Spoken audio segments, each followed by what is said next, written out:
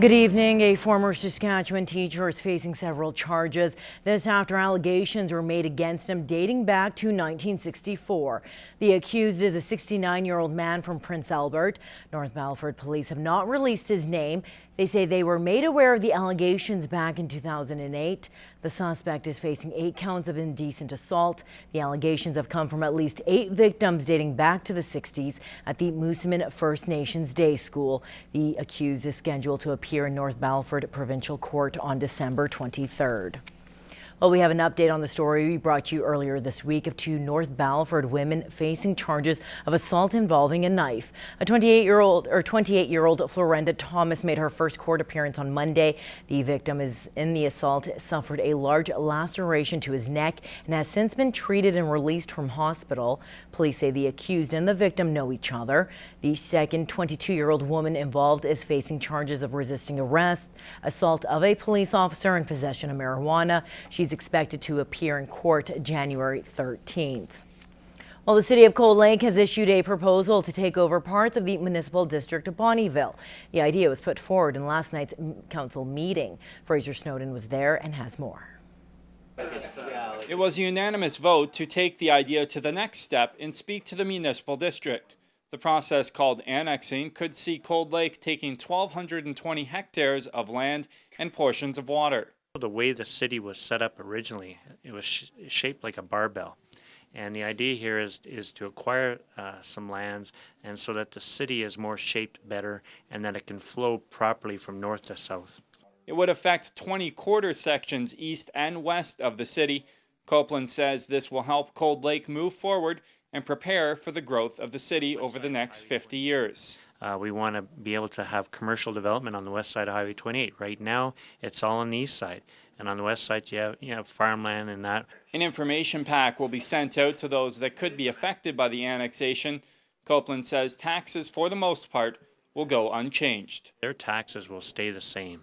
So as long as, say they're just a rural resident on a quarter section, one house, as long as it stays like that, their taxes will be the lowest, whether it's the MD of Bonnyville's or the City of Cold Lake.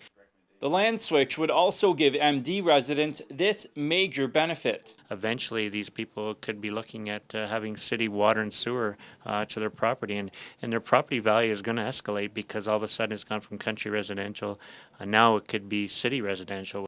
The idea is still in the early stages, but Copeland believes there shouldn't be any major issues moving forward. Council will hold a public open house in early 2014. In Cold Lake, Fraser Snowden, Newcap News. Alberta Occupational Health and Safety officers will soon have the power to directly fine companies and employers on the job site if they find workers not complying to current safety standards. A representative from Alberta OHS made a presentation about the new policy to a room full of workers and business owners in Lloydminster. The new ticketing policy will go into effect January 1st. Employees may be fined up to $200 per safety violation. Employees may see fines of up to $500. For those employers, workers that don't feel they have to follow legislation, there's a more immediate, on-the-spot way to deal with them with ticketing. And also those that consistently violate or contravene OHS legislation will have a means to deal with them through administrative penalties. OHS officials say workers won't have to worry about any changes to how their officers operate in the province, that this policy is in place to stop repeat offenders. I think through the engagement that we have, they understand that the officer is still there to help them comply with the legislation, and really we're focused on bad employers or bad workers that don't want to follow the legislation. Alberta OHS now joins Saskatchewan with similar ticketing policies. According to an Alberta OHS report, 20 employers were prosecuted in 2011 for violating the Occupational Health and Safety Act. The penalties totaled more than $3 million. Well, it's the season of Christmas trees, and for some, these trees aren't just decoration. The 6th annual Festival of Trees is taking place in Maidstone this week. The Red Hat Society set up a variety of donated trees already, and they're looking for more. Anna Knotvaite reports.